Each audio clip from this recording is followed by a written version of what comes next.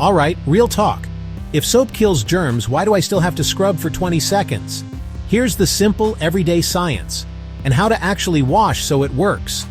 First, the hook picture bacon grease on a pan. Water alone just slides off.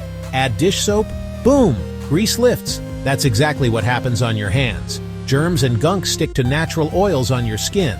Soap is the intermediary that breaks that greasy handshake. Why? Soap molecules are double agents. One end loves water, the other end loves oil and fat. Many nasty microbes, like coronaviruses, wear a fatty outer coat called a lipid envelope. The oil-loving tail of soap dives into that fatty coat, wedges it apart, and rips it to shreds. No coat, no functioning virus.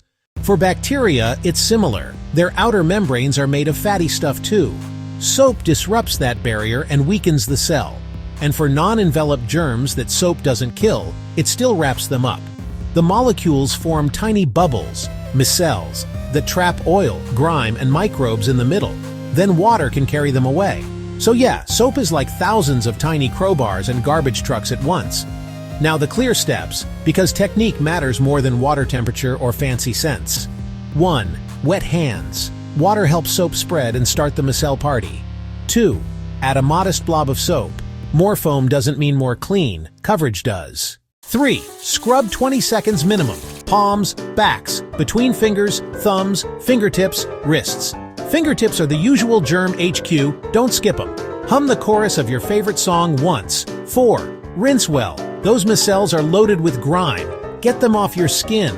5. Dry completely. Damp hands transfer more microbes. Cold versus warm water? Doesn't matter much. Soap and friction are the MVPs. Bar versus liquid? Both work if you rinse the bar and let it dry.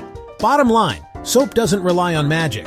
It uses chemistry plus your scrubbing to break apart oily shields, trap the mess, and wash it away.